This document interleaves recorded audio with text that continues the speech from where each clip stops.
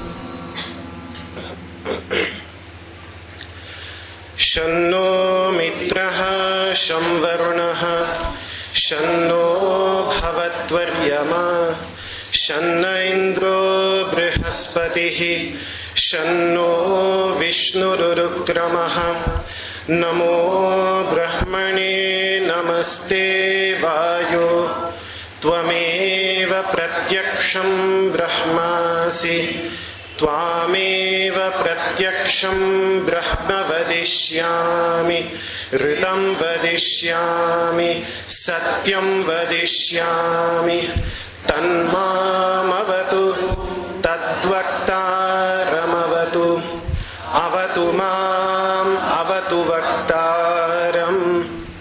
Om Shanti Shanti Shanti. Om Sahana Vavatu Sahanau Bhunaktu Sahaviryam Karavavahai Tejasvinavadhitamastu Ma Vidvishavahai. Om Shanti Shanti Shanti. Om Yaschandasam Rishabho Vishwarupaha Chandobhyodhyamritat Sambabhuva Samendro Medhaya Sprinotu Amritasya Devadharano Bhuyasam Shariram Me Vicharshanam Jihva Me Madhumattama Karnabhyam Bhuri Vishruvam Brahmanaha Koshosi Medhaya Pihitaha Śrotam Me Gopaya. Om Shanti Shanti Shanti.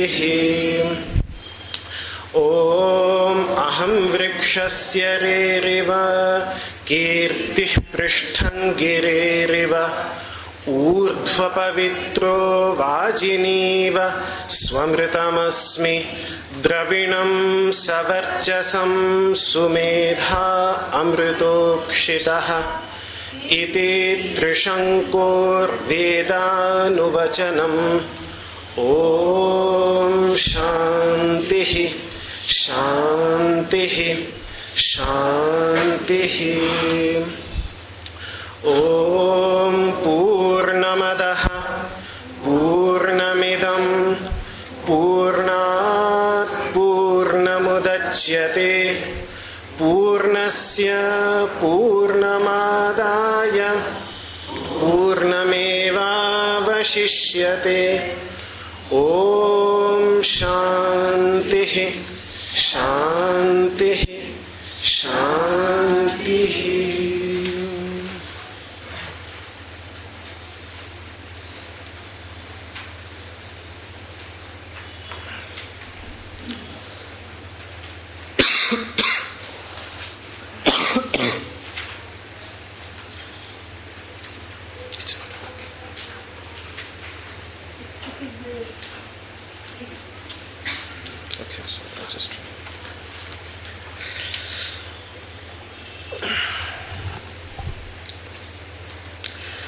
Tam chaham abhivandami mahesi santimuttamam yam viditva satocharam loke tare visattikam.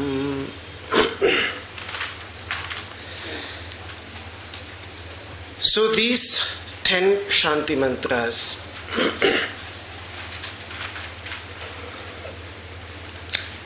belong to the most ancient collection of teachings, and the reason they are recited and we are studying them is because they are the mantras for peace.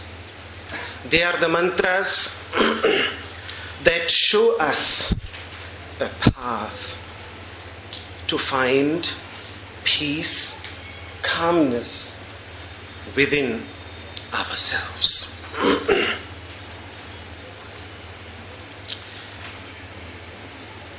It is the same peace that was found by the Buddha,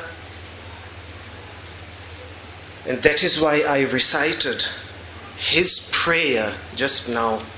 At the end of it, I recited his prayer to Shanti, to the goddess of peace, in which, and why I like this prayer so much is because he points out that I have found, or I take delight in this peace, in this unsurpassed peace that I have found in myself, after realizing which a person walks forever in total mindfulness. He uses the word sati, the same that Patanjali uses for mindfulness, smriti, to be mindful in everything that we are doing.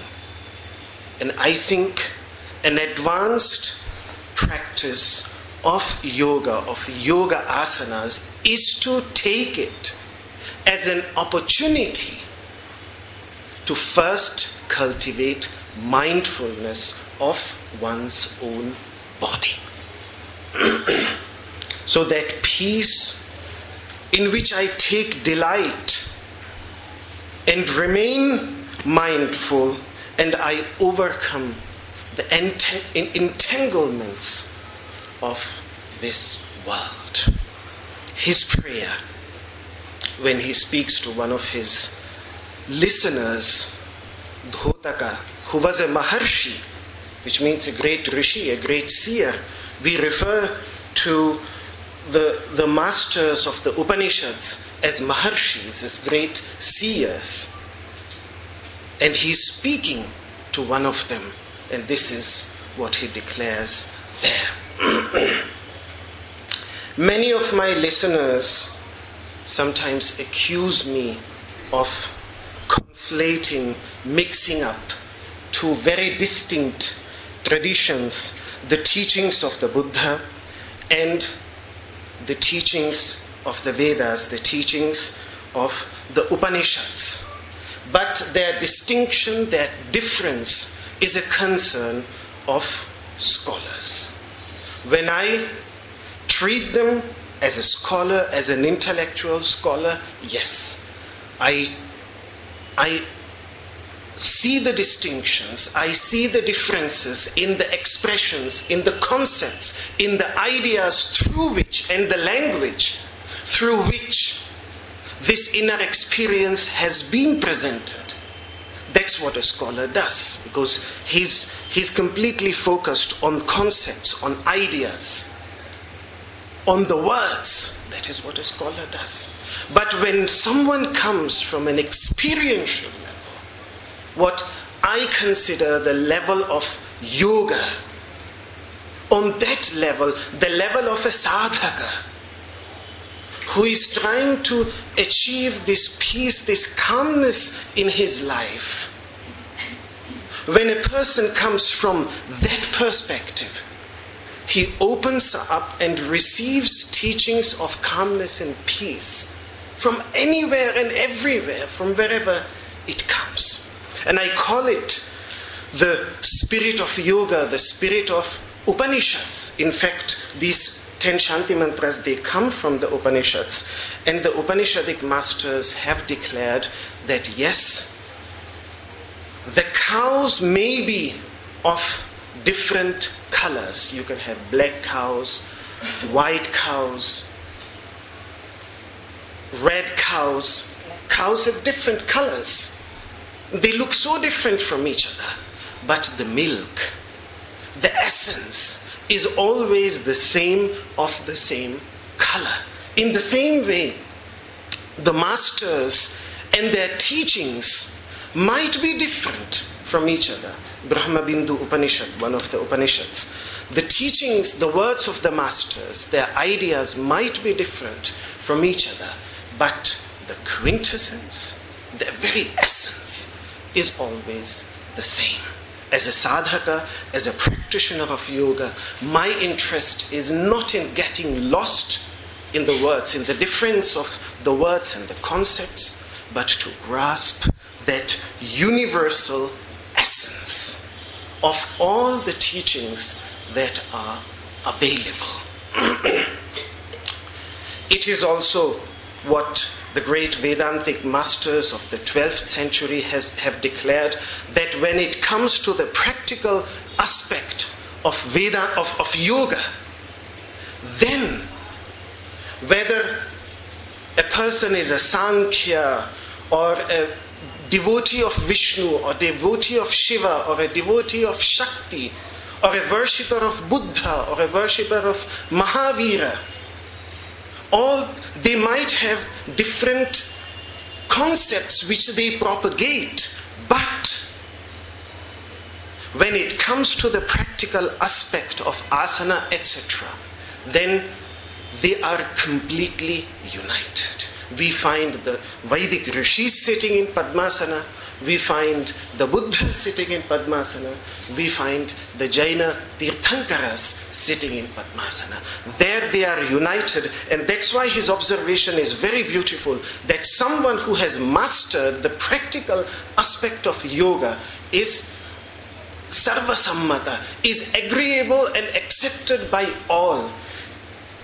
Non-opposition is fundamental to such a master of yoga.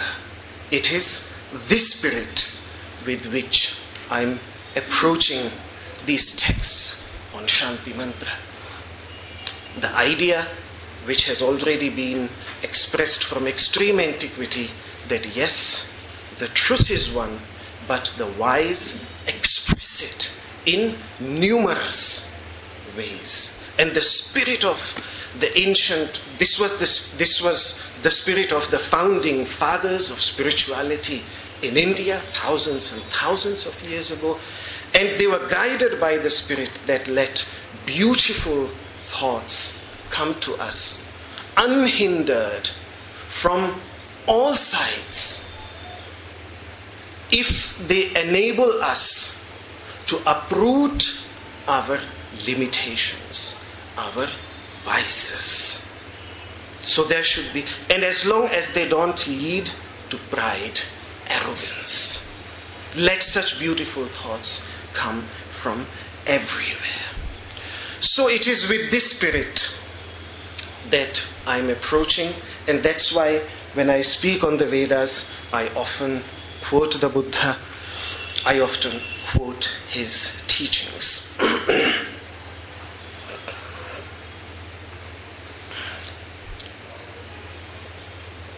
These 10 Shanti mantras, they belong to a tradition which presents the quintessential teachings of the Vedas, the theoretical aspect, while yoga is seen as the practical aspect of this. And that is why how are both important, and why do we dedicate some time at least to the study of these teachings?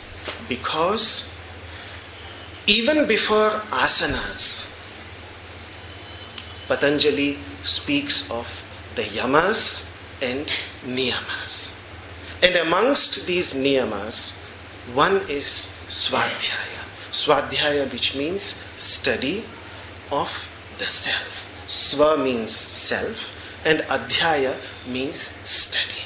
We start studying about ourselves by studying the teachings of the masters, which are about the true nature of the self. And that is why, if you look at the commentary of the Yoga Sutras, when they explain Swadhyaya, they explain it as, on the very first level, as the study of the Upanishads. And for this reason, because it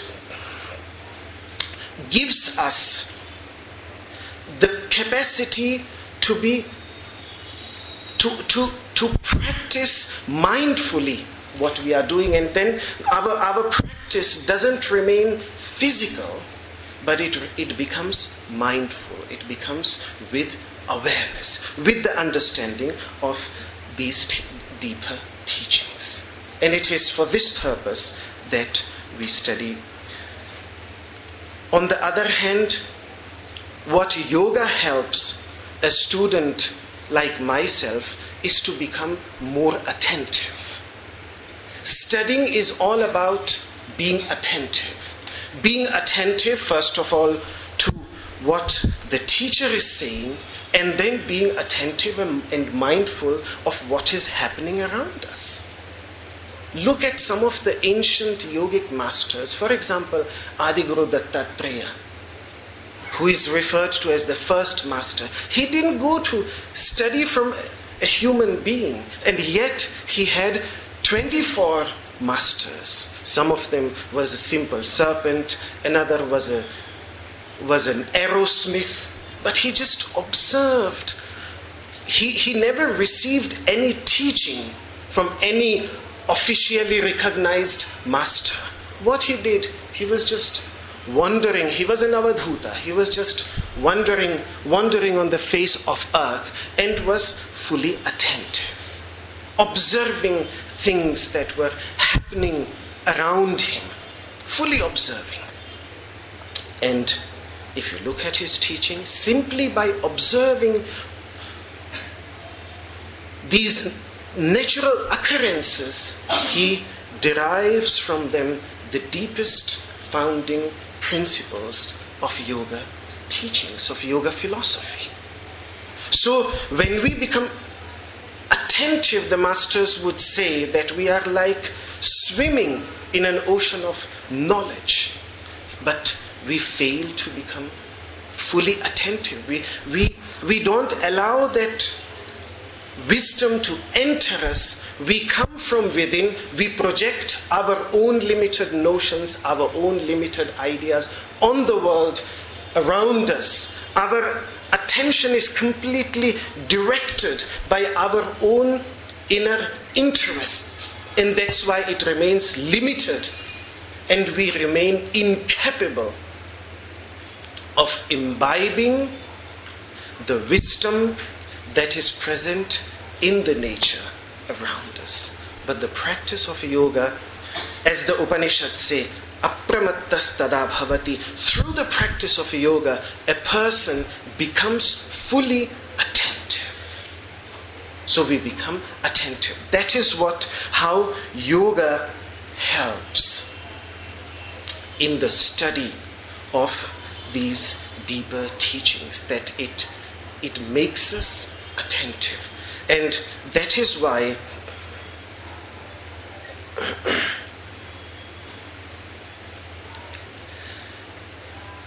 this might sound a little bit advanced, but if you have been reading Guruji's teachings, then Guruji often speaks of the 5 koshas. Annamaya kosha, the physical layer consisting of food, which means the physical body.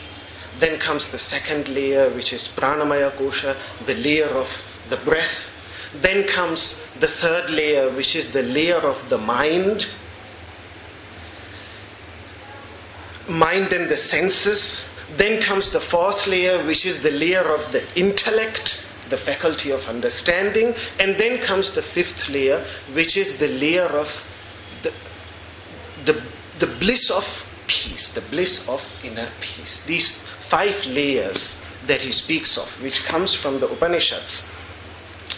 He doesn't give, as far as I have read it, and I have not read all his books, but the ones that I have read, he does not give an elaborate description of these 5 layers, but let me just develop this idea a little bit more according to the Upanishads, that each layer has the same shape that a human body has, which means that if the physical body has this particular shape, the Annamaya kosha has this particular shape, then also the Pranamaya kosha has the same shape. The Manomaya kosha also has the same shape. And so the masters develop this idea tremendously and show how each, what is, for example, the hands of the mental body? What is the legs of the manomaya kosha? What is the head of the manomaya kosha?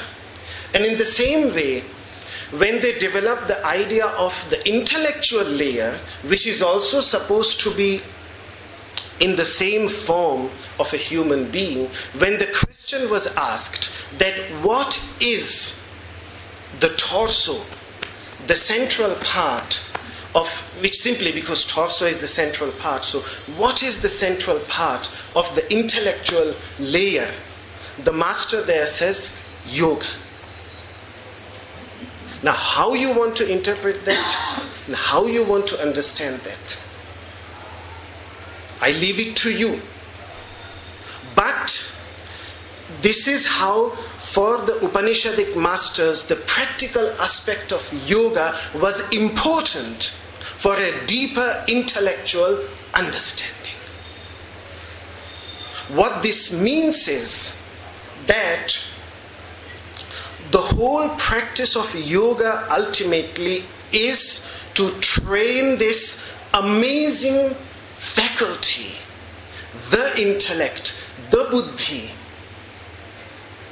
so that it can perceive the subtlemost essence present within oneself. So the whole practice of yoga, ultimately, even if yoga is directed towards strengthening and perfecting the body, it's just as a preparation for something greater. If it is directed at perfecting and calming down and strengthening the prana, it is for a greater aspect. If it works with the mind, it is still for a greater purpose. And the greater purpose is to develop this faculty of understanding which each one of us has. And as I have repeatedly pointed out, and it's most likely originally a Buddhist idea, because that is what the masters, yogic masters, mention when they quote this idea, that this human intellect has this natural tendency to gravitate towards what it perceives as the truth. The moment whatever it perceives as the truth, as the reality, that is towards which it is inclined. Naturally, we get naturally inclined towards that which we perceive as the truth. If this is my only reality, if my body is my only reality, then I will naturally gravitate completely towards this body. And all I will be concerned is the well-being of this physical body. But if I realize that there is even a deeper truth animating this body, from which the prana, then I start exploring, I start going deeper. Then I realize, there is even the mind, which collects all this information. Then, like this, I take an internal journey and I go deeper and deeper into myself. And like this, as I go deeper into myself, I open up these different layers, and I enter deeper into myself. I start gravitating towards that truth. And this is the idea that is there in the practice of yoga, and that is why I think the masters have just said that yoga is the torso of the layer of intelligence. Taittiriya Upanishad. That's all. But what does it mean? This is what it seems that the masters are trying to convey. I would go as far as stating that the study of the Upanishads and the study of texts like Shanti mantra are completely meaningless if a person is not practicing yoga.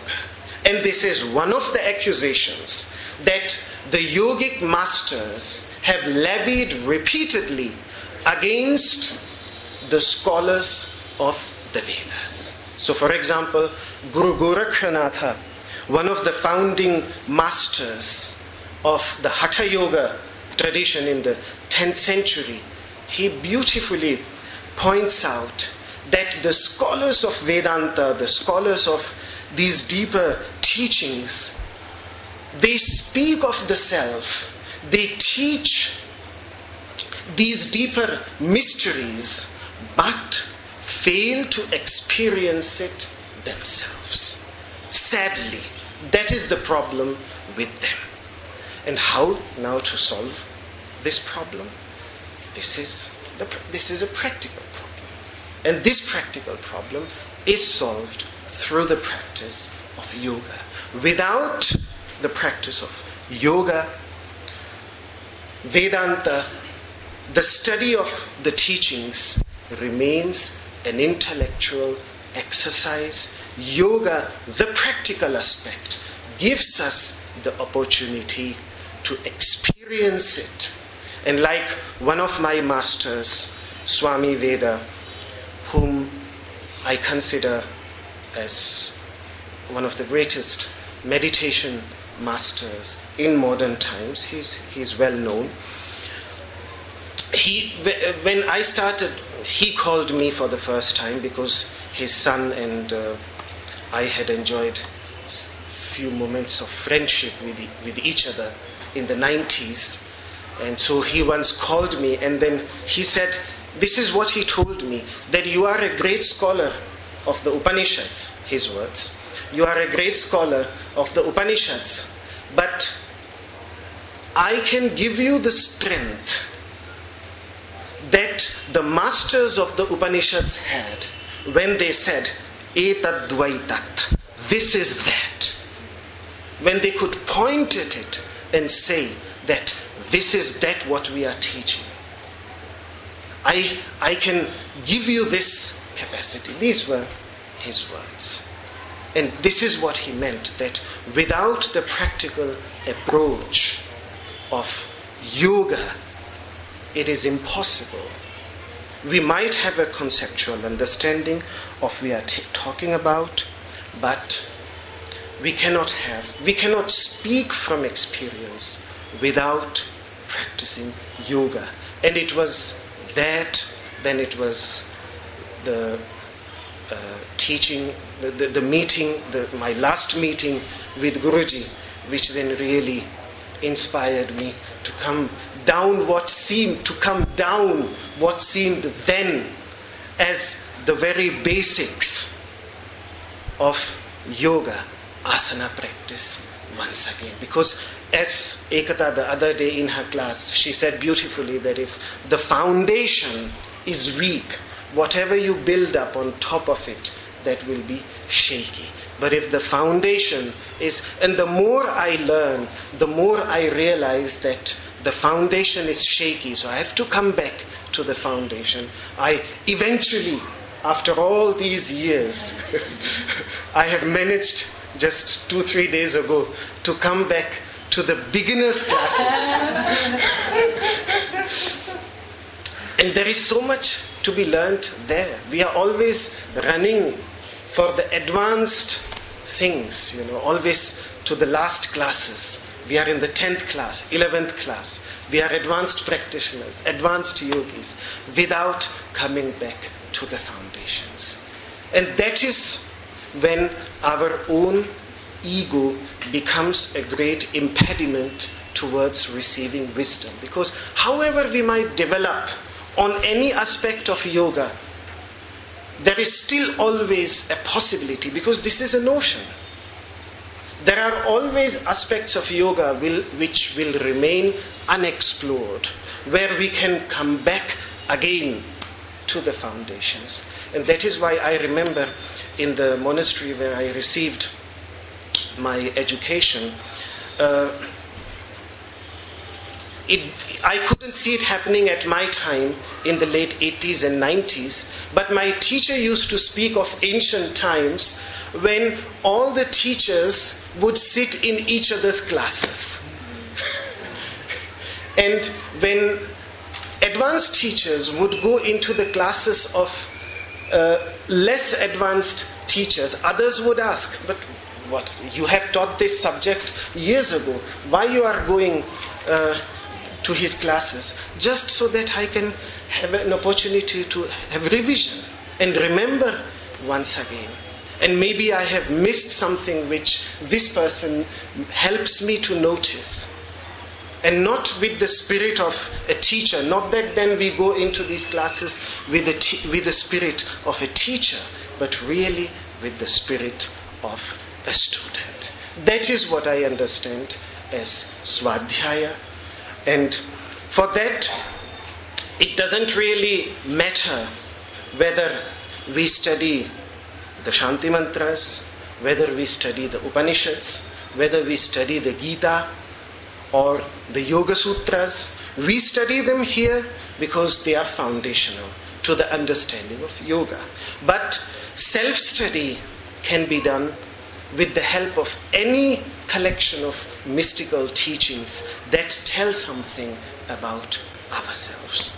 It can be, there are many great modern masters, Ramakrishna Paramahamsa, Ramana Maharshi, Nisargadatta Maharaja, Punjaji, so many modern masters of Advaita Vedanta of modern times are there. And why to limit it even to a geographical country like India? But even if you explore, for example, the beautiful Sufi teachings of Jalaluddin Rumi, of Mansur al-Hallaj, one finds the same truth. When one explores, for example, the Christian mystical teachings of Meister Eckhart, the 12th century German Christian mystic, exactly the same. There is no difference in a sense. In a sense, there is no difference. So, my purpose of discussing these teachings is to inspire this interest in something deeper buried within ourselves. As practitioners of yoga, we have the capacity and potential to explore. In what form we explore, that is ultimately for us to choose. I was brought up in these traditions, and that's why I speak of them. The next Shanti mantra, the sixth one, because we have already studied 5, and my detailed explanations, discourses on these 5 Shanti mantras are available online on YouTube freely for anyone who is interested. That is the reason we record, that anyone who cannot be geographically here still can continue to study, and those who come new, they can still explore the ancient classes, the earlier classes. So this next Shanti mantra, the 6th Shanti mantra, it has a very particular subject matter. Before we pronounce it, let us look at the subject matter of this Shanti mantra. First of all, it contains a prayer for good health and a strong body and strong senses. We saw this also in another Shanti mantra, in an earlier Shanti mantra, Shariram me vicharshanam. May my body be very active. The third one, vicharshanam. May my tongue be exceedingly sweet. May I hear abundantly with my ears. Already earlier also, why is there this prayer for good health? Is because our body is the first tool that we have. It has to be healthy, it has to be strong for us to be able to explore these teachings, and then wisdom. Knowledge can be found in these teachings. But because we create this distinction between knowledge and wisdom in terms of yoga, we use 2 very different words, jnana and vijnana. And many times they are used together. Jnana is received information. Information which we receive by listening to the teachers or by reading. In modern times, reading is more prominent. In ancient times, listening was more prominent. But that is received information, which I can call knowledge. And vijnana is experiential wisdom, is wisdom that one derives within through the practice of yoga and arises from within and is completely independent, emphatically. Emphatically, there is a lot of emphasis that it has to be independent. Vyasa, in his commentary on the Yoga Sutras, anaupadeshikam, it should not be based on upadesha. Upadesha means teachings. It should not be based on teachings, on received teachings, but it should be wisdom that arises from within, which is experiential in nature. So jnana and vijnana, these two things. So both, good health is required for both.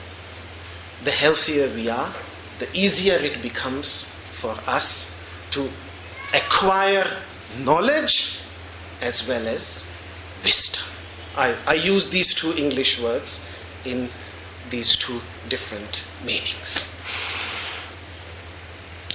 The masters would also say that, because this mantra also speaks of strengthening the ears, because living wisdom, books are dead.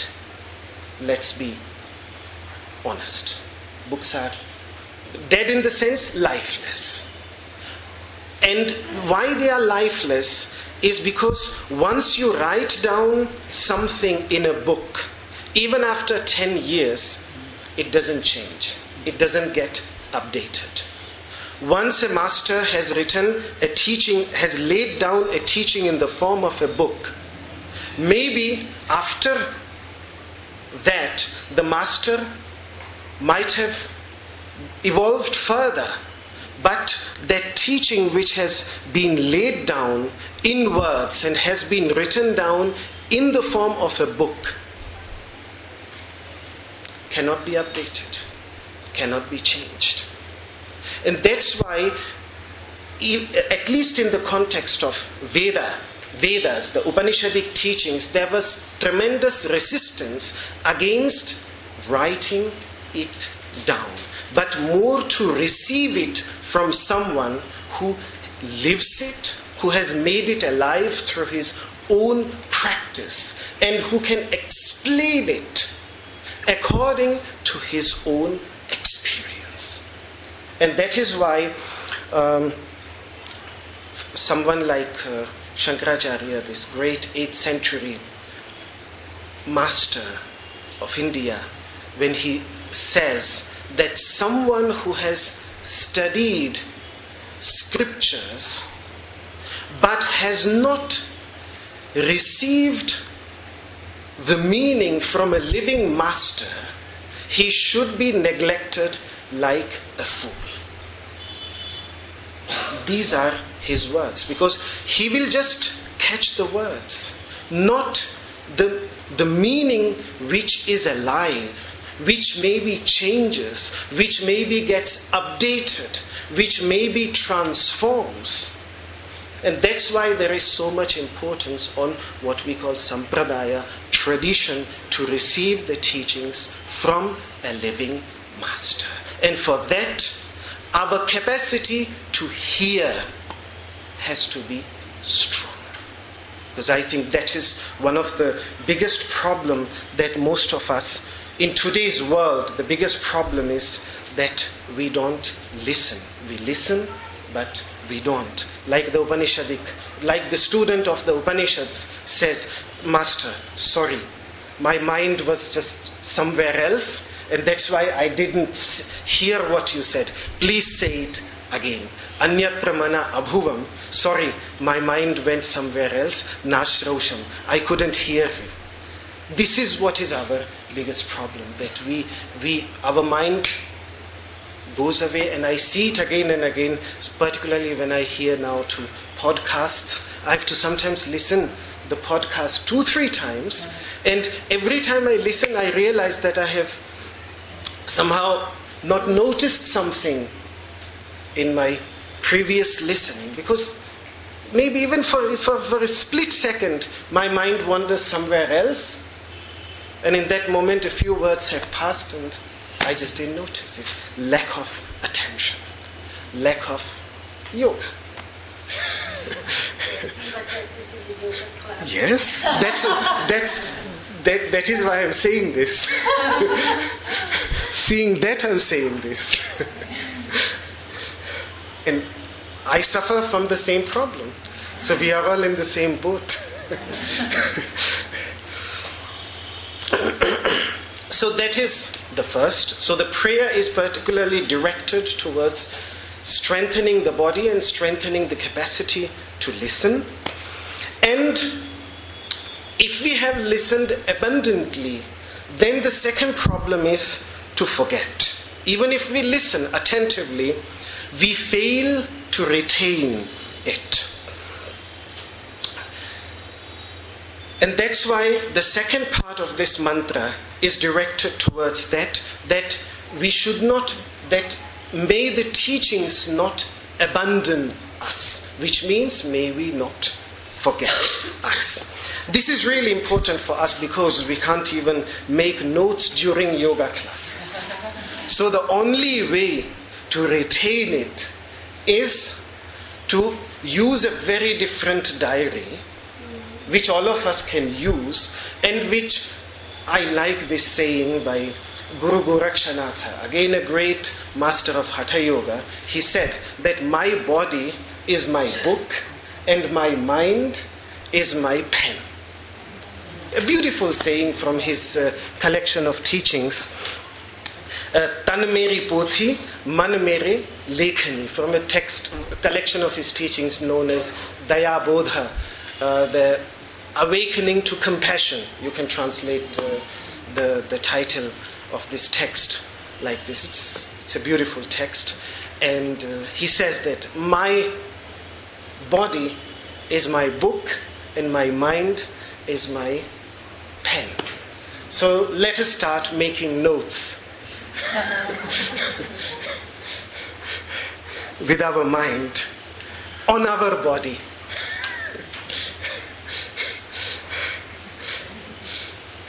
Then hopefully whatever we receive will not abandon us. So that is the second subject matter of this prayer. Then the third subject matter of this prayer is a prayer for acquiring knowledge of the unifying essence. The essence which unifies us, the realization of which fills our life with wisdom and with peace. That is the third subject matter. And then the fourth one is the path to it. The cultivation of what the masters call as the radiant virtues, properties, qualities that lead us towards this light of wisdom. So that is the fourth aspect. Because only then, when those noble virtues, and they are referred to as wealth, because like wealth, and the Sanskrit word for wealth means something that one has to strive for. That is the meaning of the Sanskrit word for wealth. Wealth is something that a person has to strive for and cultivate. If you get it like this, without any effort, you also lose it like this without any effort. Look, a recent study that was made on all those who suddenly make a lot of money by gambling or by such means. There was recently on BBC there was this synopsis of such a study, and they studied hundreds of such winners of jackpots and who made millions in a moment, and yet most of them also lost it in the same way and were bankrupt again just a few years later, either due to their stupid decisions or whatever the reasons might have been. But that is what happens with most of them.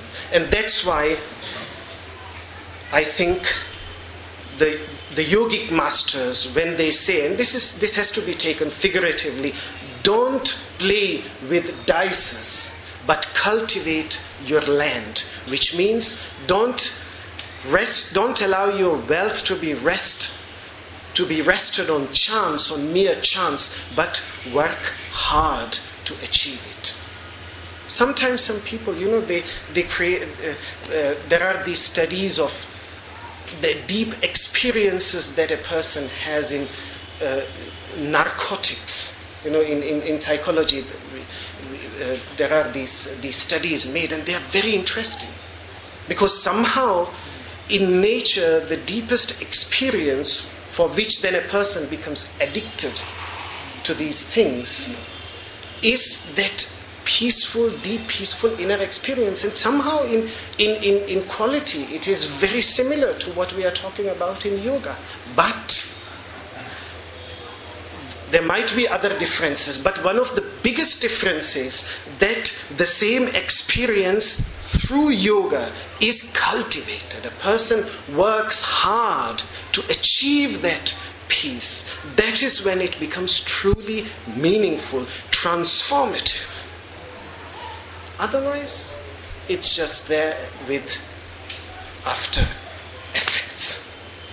So, good health, a strong body, and knowledge to be able to use them for a noble purpose requires that we develop noble virtues. Otherwise, like Bhavabhuti, a great poet of ancient India, he says that knowledge to dispute, wealth to show off, and strength to inflict suffering on others. This is what the wicked use. This is how the wicked use these three great powers. But a sadhu, a good person, uses the same three to bring the wisdom, to bring the light of wisdom to others, to perform charity, and to protect others from suffering. They are tools. It just depends how we use them. Sadhu is someone who uses his strengths, his powers for the benefits of all beings. That is why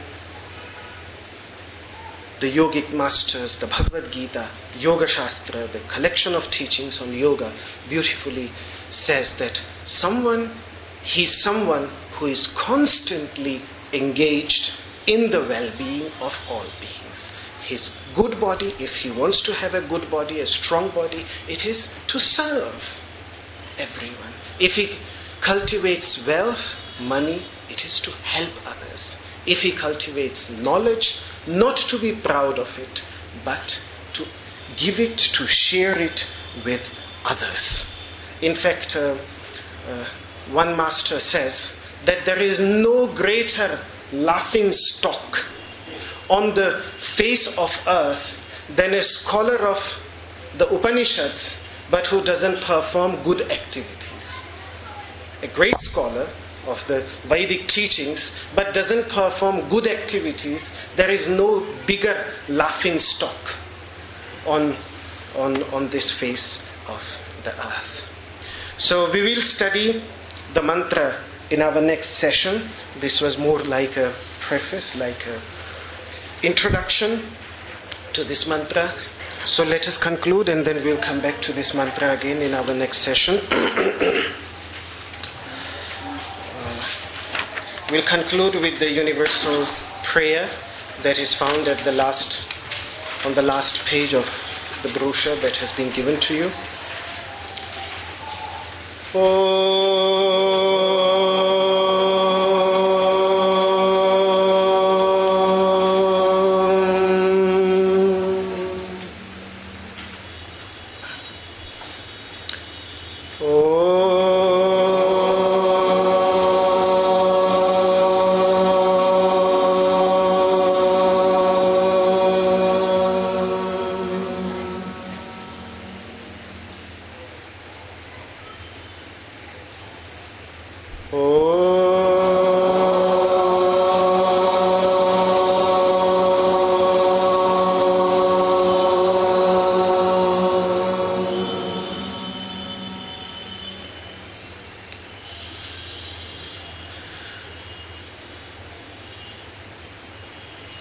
Sarve bhavantu sukhinah, sarve santu niramayah, sarve bhadrani pashyantu, ma kaśchid dukkha bhag bhavet. Om Shanti, Shanti, Shanti. Thank you very much.